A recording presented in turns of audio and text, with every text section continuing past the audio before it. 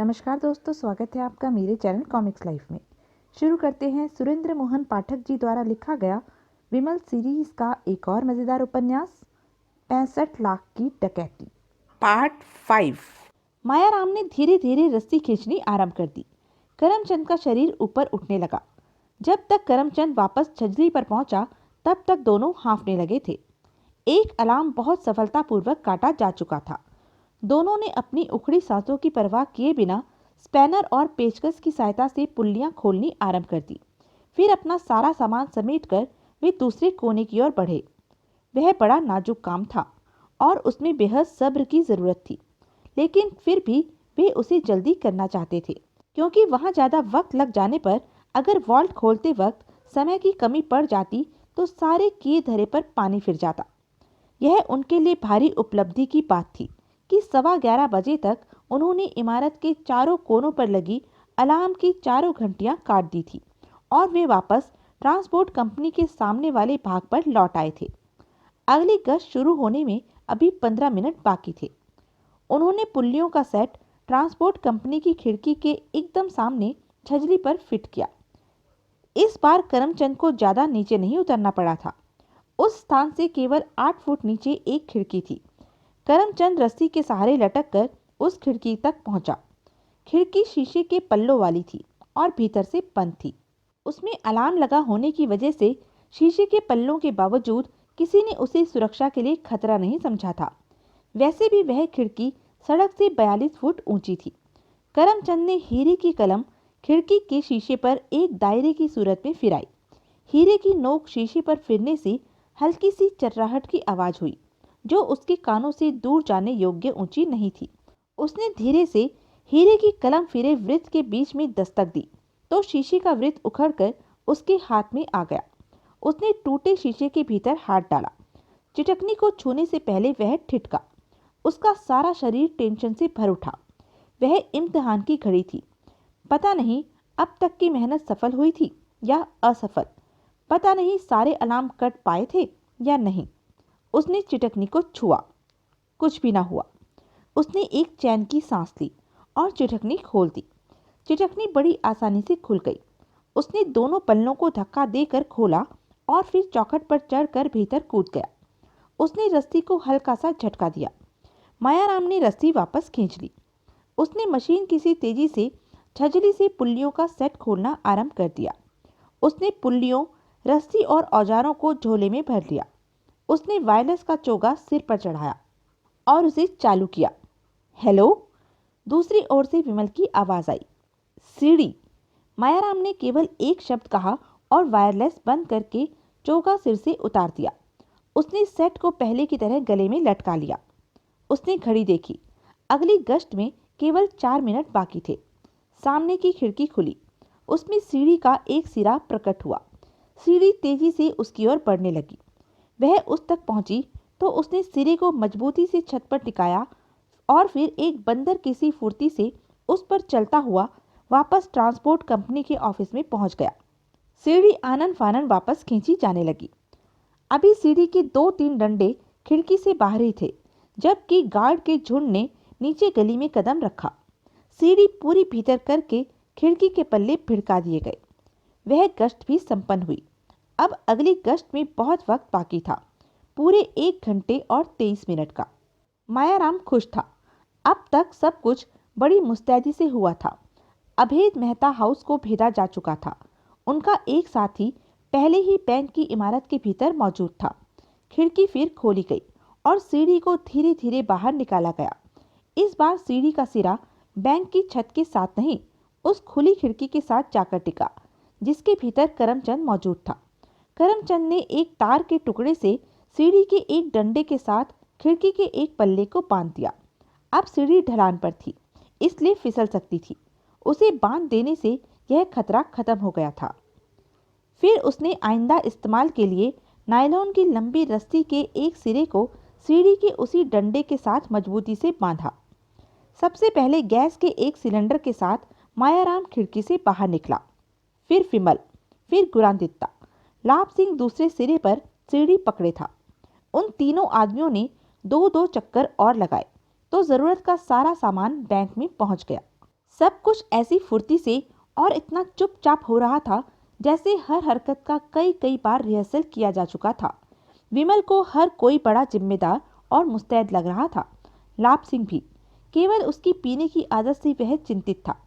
कंधे पर भारी सिलेंडर लाद कर उस सीढ़ी पर निशब्द चलना कोई मामूली काम नहीं था, लेकिन हर किसी ने बड़ी खूबसूरती से उस काम को अंजाम दिया था। अंत में करमचंद वापस चला गया और लाभ सिंह भी बैंक में आ गया। उसने तहमत को उतार कर गले में तो नहीं डाला था, लेकिन उसके नीचे के सिरे पकड़कर उन्हें कमर में खोस दिया था, जिसकी वजह से तहमत घुटनों से ऊंची हो गई थी। फिर बैंक की ओर से हासिल मदद के सदके करमचंद ने सीढ़ी वापस खींच ली और खिड़की को भिड़का दिया। मायाराम ने बैंक वाली खिड़की बंद कर दी। अब नायलॉन की रस्सी दोनों इमारतों के बीच तनी हुई थी। अब यह सारा सामान ग्राउंड फ्लोर के हॉल में पहुंचाना है, मायाराम बोला। सबने सहमति सूचक ढंग से सिर हिलाया और जो कोई जितना अधिकतम सामान उठा सकता था उसने उठाया। एक ही फेरे में सारा सामान ग्राउंड फ्लोर के प्रकाशित हॉल में पहुंच गया। हॉल के प्रकाश का सब पर बड़ा मनोवैज्ञानिक प्रभाव पड़ा। सब बड़े उद्विग्न दिखाई देने लगे। गुरादित्ता तो साफ साफ भयभीत लग रहा था। मायाराम ने घड़ी देखी, 12 बजने को थे। गश्त के प्रोग्राम के अनुसार आगे आधे घंटे का अंतराल था और फिर 53 मिनट बाद अगली गश्त की बारी थी। इसका मतलब था कि निकट भविष्य में दरवाजे की ऑब्जर्वेशन विंडो से भीतर कोई नहीं झांकने वाला था। लेकिन न जाने क्यों मायाराम का मन कह रहा था कि वास्तव में उससे ज्यादा ठोस आश्वासन की जरूरत थी। क्या पता कंपाउंड में मौजूद कोई गार्ड खामखाही छेद से भीतर झांक ले और अब तक के किए धरे पर पानी फिर जाए। उस क्षण वायरलेस सेट साथ लाने की समझदारी करने के लिए उसने अपने आप को शाबाशी दी।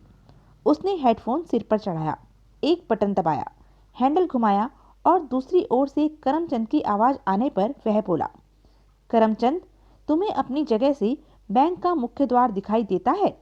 नहीं, करमचंद की आवाज आई। कंपाउंड दिखाई देता है लेकिन दरवाजा नहीं। तो फिर इसी मंजिल पर या किसी और मंजिल पर कोई ऐसी खिड़की तलाश करो जहां से दरवाजा दिखाई देता हो। यह काम हो जाने के बाद मुझे सूचित करना। ठीक है। मायाराम चुप हो गया। उसने वायरलेस सेट चालू रखा और अपने सिर से हेडफोन न उतारा। थोड़ी देर बाद उसे करमचंद की आवाज सुनाई दी, उस्ताद जी, अब मुझे मुख्य द्वार दिखाई दे रहा है। उसके पास कोई गार्ड मौजूद है? मायाराम ने पूछा। एकदम पास नहीं, लेकिन कंपाउंड के गेट के पास 2 गार्ड मौजूद हैं। हम लोग बेसमेंट की ओर बढ़ने लगे हैं। अगर कोई गार्ड दरवाजे की ओर कदम बढ़ाए तो मुझे फौरन खबर करना। चंगा। मायाराम ने बाकी लोगों को संकेत किया। गुरादित्ता और विमल ने गैस का एक और लाभ सिंह ने 2 सिलेंडर उठाए और दबे पांव हॉल में आगे बढ़े। हॉल पार करके वे बेसमेंट की सीढ़ियों के दहाने पर पहुंचे और एक दूसरे के पीछे नीचे उतर गए। 2 मिनट बाद वे खाली हाथ सीढ़ियों के दहाने पर प्रकट हुए। गुरादित्ता सबसे आगे था। मायाराम ने संकेत किया तो वे दबे पांव वापस उसके समीप लौट आए। 2 और फेरों में सारा सामान और वे तीनों भी नीचे पहुंच गए। मायाराम ने वायरलेस ऑन किया और माउथ पीस में बोला, करमचंद, बाहर का क्या हाल है? सब ठीक है उस्ताद जी, करमचंद की आवाज आई। मैं नीचे जा रहा हूँ, तुम सावधान रहना। कोई भी असाधारण बात नोट करो तो फौरन सूचित करना। अच्छा। उसने कानों पर से हेडफोन उतार दिया और वायरलेस बंद कर दिया। फिर वह दबे पांव हॉल में चलता सीढ़ियों की ओर लपका। उस समय उसे ऐसा लग रहा था जैसे अभी पीछे से कोई गोली चलेगी और वह कटे वृक्ष की तरह फर्श पर गिरा पड़ा होगा। वह सीढ़ियां उतरकर बेसमेंट में पहुंच गया तो उसकी जान में जान आई। नीचे उसके तीनों साथी व्यग्रता से उसकी प्रतीक्षा कर रहे थे। नीचे अंधेरा था।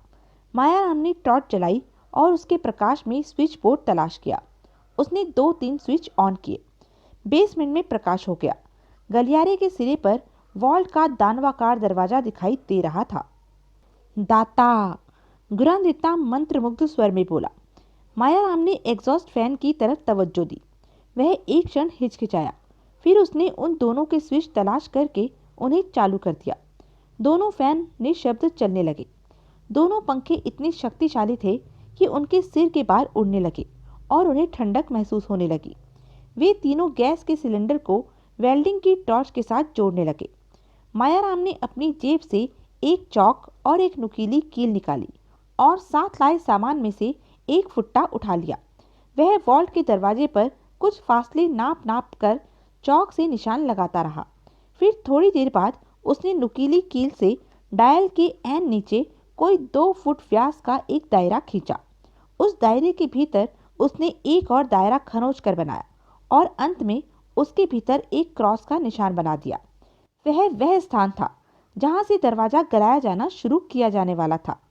तब तक वेल्डिंग की टॉर्च तैयार की जा चुकी थी। मायाराम ने अपनी कमीज के 2 बटन खोले और गर्दन के गिर्द एक तौलिया लपेट लिया। उसने दस्ताने पहने और अपनी आंखों पर वेल्डिंग का काम करने वालों द्वारा प्रयुक्त होने वाला विशेष चश्मा चढ़ाया। गुरादित्ता ने उसे जलती टॉर्च थमा दी। मायाराम टॉर्च को हाथ में लिए कुछ क्षण सोचता रहा और फिर बोला, नहीं चलेगा, एक कुर्सी लाओ। सीढ़ियों के पास 3-4 कुर्सियां पड़ी थी। विमल उनमें से एक उठा लाया। मायाराम कुर्सी पर बैठ गया। उसने अपनी कोहनियां अपने घुटनों पर टिका ली और फिर टॉर्च की लपट को स्थिर करके दरवाजे पर लगाए क्रॉस के निशान को उसका निशाना बनाया। दरवाजे पर लगे हुए एल्यूमिनियम पेंट की परत जली तो एकदम एक जोर की शू की आवाज हुई। वातावरण में धुआं लहराया और फिर लोहा गलने लगा। लपट के आसपास चिंगारियां उड़ने लगी। 5 ही मिनट में वहां इतनी गर्मी हो गई कि सबके चेहरों पर पसीना बहने लगा। लाभ सिंह, गुरादित्ता और विमल मायाराम के पास से पीछे हट गए। पसीना बह बहकर मायाराम की आंखों में घुसने लगा। उसे आंखें खुली रखने में दिक्कत महसूस होने लगी। वह दांत भींचे टॉर्च को सही स्थान पर केंद्रित किए रहने की पूरी कोशिश कर रहा था। पिघला हुआ लोहा मोम की तरह दरवाजे पर नीचे को बह रहा था। दरवाजा गल रहा था। उसे गिराया जा सकता था। उसमें असंभव कुछ नहीं था, लेकिन पक्के लोहे का वह दरवाजा बहुत धीमी रफ्तार से गल रहा था। वह भारी सब्र का और वक्त खाने वाला काम था। गैस खत्म न हो, वक्त काफी हो, धीरज साथ न छोड़े तो उससे भी ज्यादा मजबूत दरवाजा भेदा जा सकता था। लेकिन क्या उसका मूल अनुमान खरा साबित हो पाएगा? मायाराम बड़े चिंतापूर्ण भाव से मन ही मन सोच रहा था। क्या 5 घंटे में वे लोग उस दरवाजे को भेद पाएंगे? अंत में जब उसे लपट को निर्धारित स्थान पर केंद्रित किए रह पाना असंभव लगने लगा तो वह बोला, लाभ सिंघा, आजा। अभी गुरादित्ता को दो उस्ताद जी। लाभ सिंह हड़बड़ाकर बोला, मैं जरा पेशाब करावा। मायावी, शिकार वेले कुतिया हगाई। मायाराम चिढ़कर बोला, ऊपर नहीं जाना लाभ सिंह, हल्ला। लाभ सिंह बोला और घूमकर गलियारे में आगे बढ़ गया।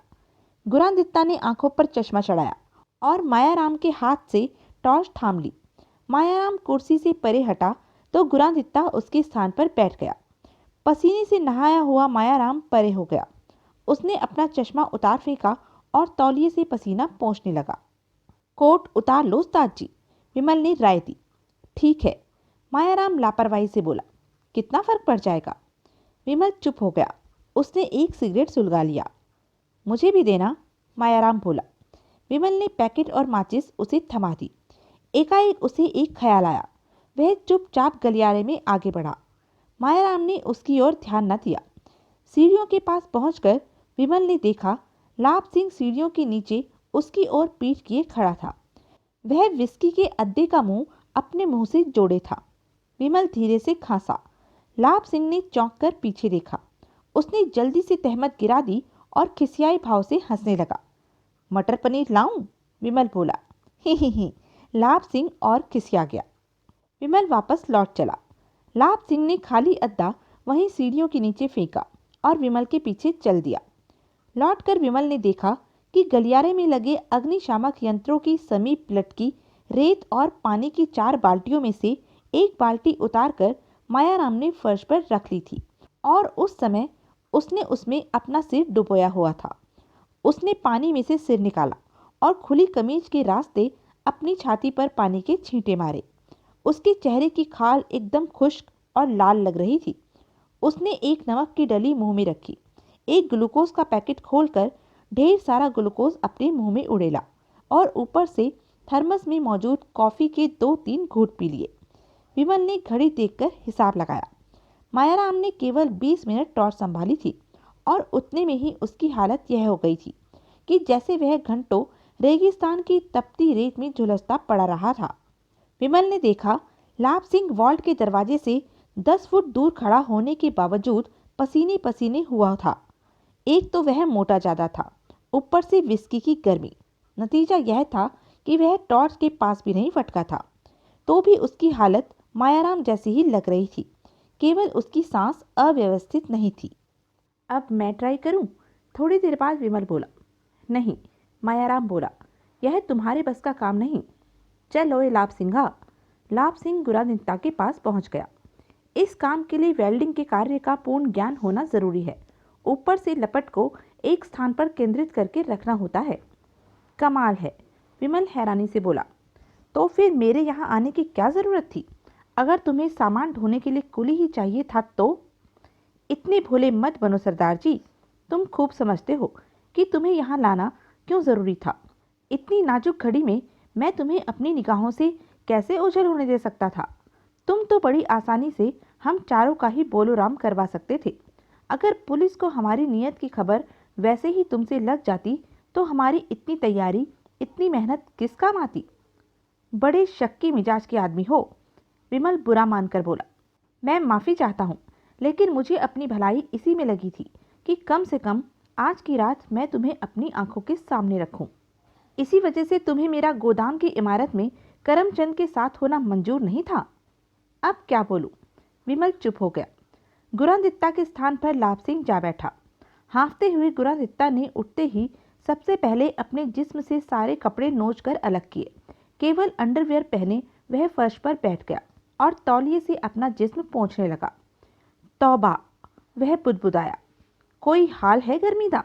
दरवाजा तो पिघले ना पिघले, बंदा जरूर पिघल जाएगा। 3000 डिग्री टेम्परेचर है, कोई मजाक थोड़ी ही है। मायाराम ने ग्लूकोज का डिब्बा और फ्लास्क उसकी ओर सरकाई और उसे एक नमक की डली दी। साक्षात नर्क। उस्ताद जी, गैस खत्म, एकाएक लाभ सिंह बोला। मायाराम ने देखा कि टॉर्च की लपट मध्यम हो गई थी। उसके संकेत पर विमल एक नया सिलेंडर लुढ़का लाया। मायाराम ने खाली सिलेंडर को हटाकर उसके स्थान पर नया सिलेंडर लगा दिया। लपट फिर भड़क उठी।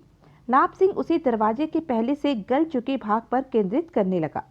मायाराम कुछ क्षण उसे देखता रहा, फिर एकाएक क्रोधित स्वर में बोला, लाभ सिंघा माइयावा, हद संभाल। घबराओ नहीं उस्ताद जी, लाभ सिंह आश्वासनपूर्ण स्वर में बोला। घबराऊं क्यों नहीं? मायाराम बोला। तेरा हाथ तो टिक ही नहीं रहा, जरा सा भटक गया था, अब कुछ नहीं होगा। लाभ सिंह का हाथ सचमुच स्थिर हो गया, लेकिन 2 मिनट बाद लपट फिर भटकने लगी। ओए सिक्खा, मायाराम कहर भरे स्वर में बोला। लाभ सिंह के मुंह से एक अजीब सी आवाज निकली। लपट स्थिर हुई, भटकी, फिर स्थिर हुई और फिर भटक गई। मायाराम दांत पीसने लगा। उसने असहाय भाव से गुरादित्ता की ओर देखा।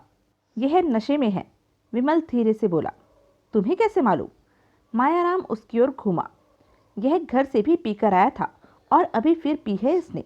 जब यह बहाना करके गया था तब। तुमने मुझे बताया क्यों नहीं? क्या जरूरत थी?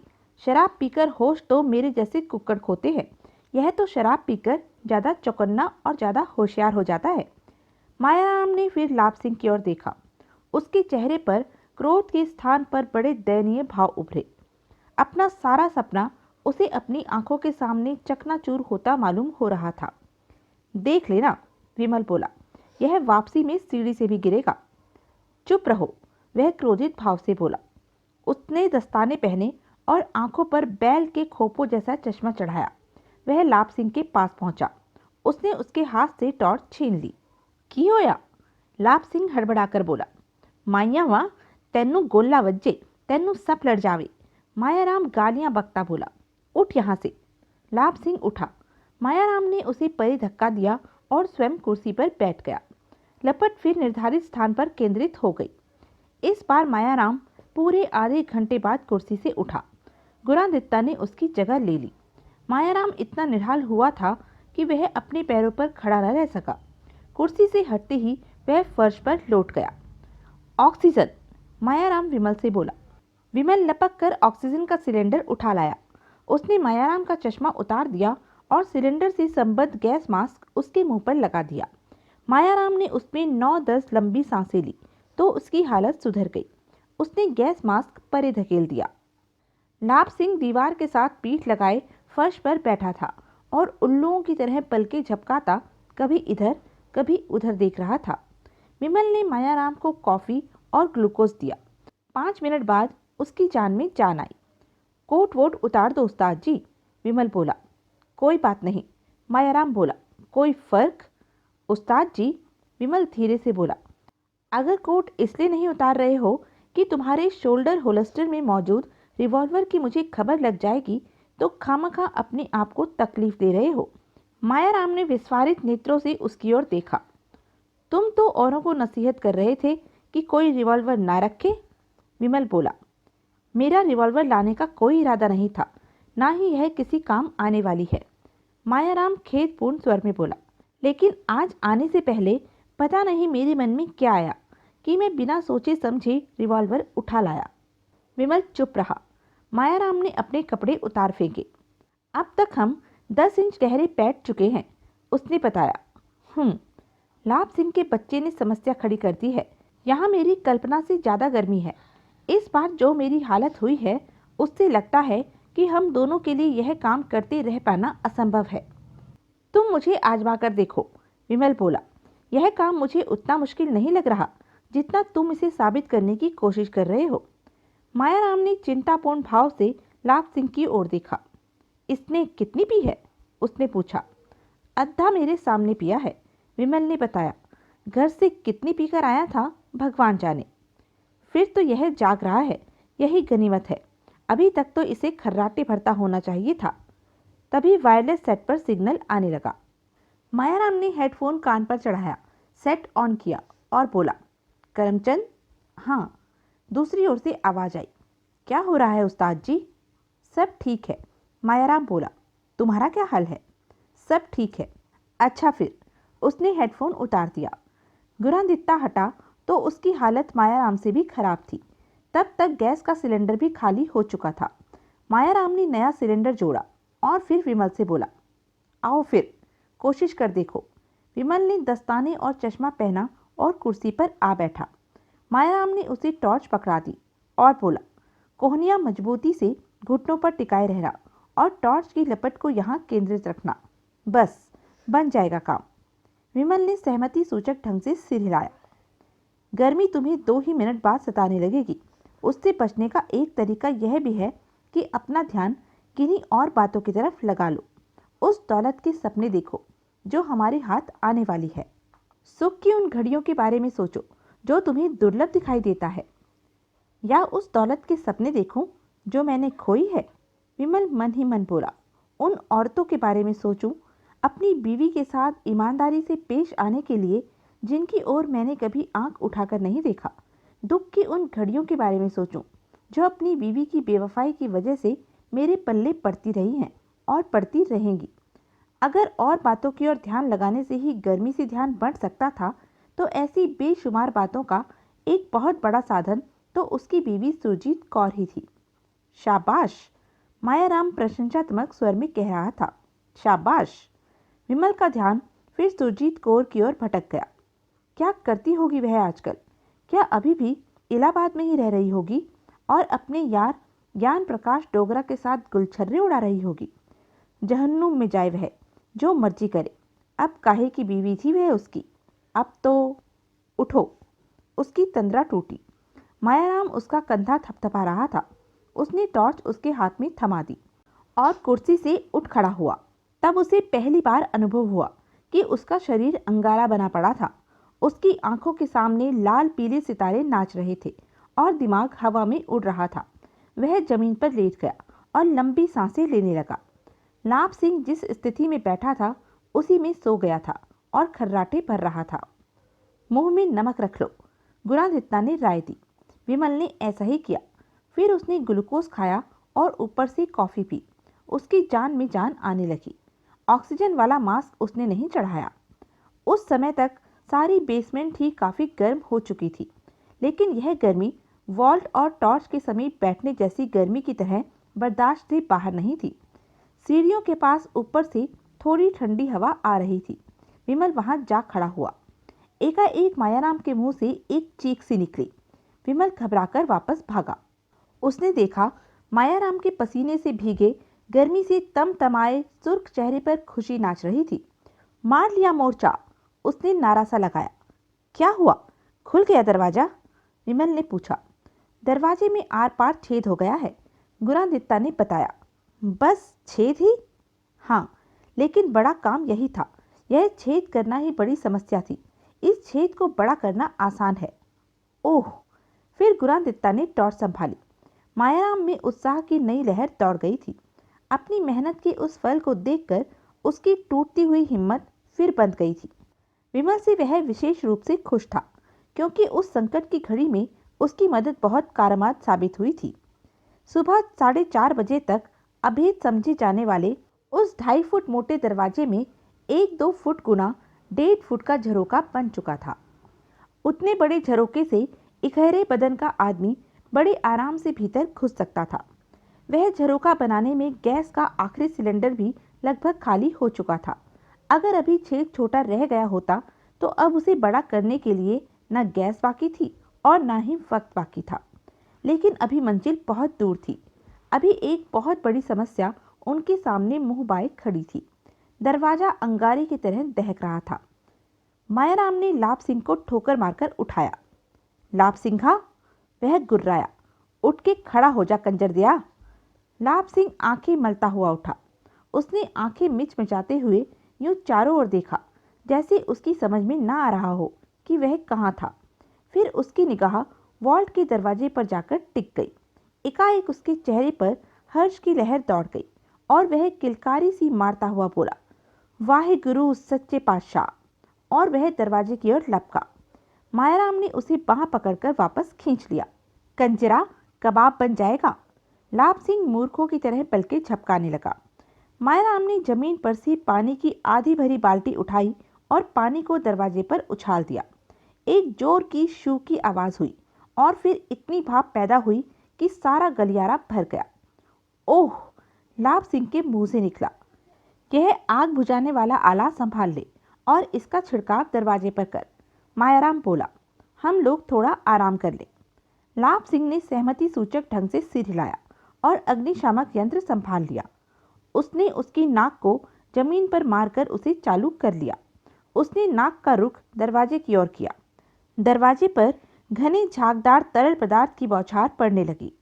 शू शू की आवाज से गलियारा गूंजने लगा। मायाराम, गुरादित्य और विमल तीनों गलियारे में अगल बगल लेट गए। उन्होंने आंखें बंद कर ली और लंबी लंबी सांसें लेने लगे। लाभ सिंह अकेला दरवाजा ठंडा करने में लगा रहा। उन लोगों ने आंखें तब खोली जब सफेद झाग दरवाजे से बह बहकर फर्श पर और आगे उन तक पहुंचने लगी। वे उठे। मायाराम ने घड़ी देखी। 5:15 बजे थे। उसने दरवाजे के समीप जाकर उसका मुआयना किया। दरवाजा अब दहक नहीं रहा था, लेकिन अभी भी वह इतना गर्म था कि खाल झुलसा सकता था। मायाराम ने विमल को संकेत किया। वह भी एक अग्निशामक यंत्र लेकर लाभ सिंह का साथ देने लगा। मायाराम और गुरादित्य ने बड़ी मेहनत से हर उस चीज को कपड़े से रगड़कर पोंछना शुरू कर दिया जिस पर उनकी उंगलियों के निशान हो सकते थे। गैस के खाली सिलेंडर, टॉर्च, थर्मस, ग्लूकोज का डिब्बा, पानी की बाल्टी, फर्श, दीवारें, बिजली के स्विच, सब कुछ। उसके बाद उन्होंने खाल के साथ चिपक जाने वाले रबड़ के दस्ताने पहन लिए। उन्होंने लाभ सिंह और विमल के हाथ से यंत्र ले लिए और उन पर से भी उंगलियों के निशान पोंछ दिए। विमल और लाभ सिंह ने भी वैसे ही दस्ताने पहन लिए। 5:45 बजे दरवाजा ठंडा हुआ तो नहीं था, लेकिन अब वह इतना गर्म था कि थोड़ी अतिरिक्त सावधानी बरतने पर तथा थोड़ी सी फुर्ती दिखाने पर ज्यादा कष्ट उठाए बिना उसमें से गुजरा जा सकता था। उन्होंने अग्निशामक यंत्र रख दिए और सुराख के नीचे की ओर रेत बिछा दी। फिर पानी से भिगोई हुई बोरियां उन्होंने सुराख के किनारों पर लपेट दी। मायाराम ने अपने कपड़े पहने और फिर सबसे पहले उसने सुराख में सिर डाला। लाभ सिंह ने बड़ी फुर्ती से उसे पीछे से भीतर धकेल दिया। मायाराम वॉल्ट के भीतर जाकर गिरा। इसी प्रकार गुरादित्य और विमल भी भीतर पहुंच गए। लाभ सिंह बाहर ही खड़ा रहा। वह बहुत मोटा था। उस सुराख में से उसका भीतर घुस पाना असंभव था। उसने कैनवस के 4 बोरों जैसे बड़े थैले मायाराम को थमा दिए। मायाराम ने भीतर की बत्ती जला दी। भीतर से वॉल्ट एक हॉल कमरे जैसा बड़ा था। चारों तरफ स्टील के रैक लगे हुए थे जिनमें नोटों से भरी ट्रे रखी थी। मायाराम के संकेत पर विमल ने थैले का मुंह पकड़ा और गुरादित्ता और मायाराम नोटों की ट्रे उठा उठाकर थैले में उलटने लगे। गुरादित्ता, मायाराम बोला, हमने 50 के नोट नहीं लेने, उन्हें हाथ मत लगाना, खामखा जगह घेरेंगे। क्यों? गुरादित्ता असमंजसपूर्ण स्वर में बोला, ये नोट नए चले हैं, रिकॉर्ड रखे बिना भी इनके नंबर मालूम किए जा सकते हैं। ये नोट हमें फंसवा सकते हैं। ओह अच्छा। एक थैला भर गया तो विमल ने उसे छेद के रास्ते बाहर लाभ सिंह को पकड़ा दिया। लाभ सिंह ने उसके मुंह पर रस्सी बांध दी। फिर दूसरा, फिर तीसरा। चौथे की नौबत नहीं आई। बस, मायाराम बोला, 6 बज गए हैं, अब वक्त नहीं है। ज्यादा लालच करने से कहीं इतने से भी हाथ न धोना पड़े। वे बारी बारी बाहर निकलने लगे। विमल सबसे पीछे था। बाहर निकलने से पहले वह ठिठका। वह एक क्षण हिचकिचाया, फिर उसने जल्दी से हाथ बढ़ाकर एक ट्रे में से नोटों की 2 गड्डियां उठा ली। उसने देखा वे 50-50 के नोटों की गड्डियां थी। संयोगवश जितनी ट्रे उसके करीब थी उन सब में 50 के ही नोट थे। उसने दोनों गड्डियां चुपचाप अपने कोट की भीतरी जेब में रखी और बाहर निकल आया। कितना माल होगा? लाभ सिंह ने भर्राए स्वर में पूछा। 60-65 लाख से कम नहीं होगा, मायाराम बोला। सब 100-100 के नोट हैं। बल्ले। मायाराम ने वायरलेस सेट चालू किया। 6 बजे की गश्त अभी होकर हटी होनी थी और रास्ता साफ होना था, लेकिन फिर भी मायाराम तसल्ली कर लेना चाहता था। उसने वायरलेस खड़काया। तो यह थी अब तक की कहानी। आगे की कहानी जानने के लिए बने रहें मेरे साथ। और हाँ, मेरे चैनल को लाइक, शेयर और सब्सक्राइब करना ना भूलें। धन्यवाद।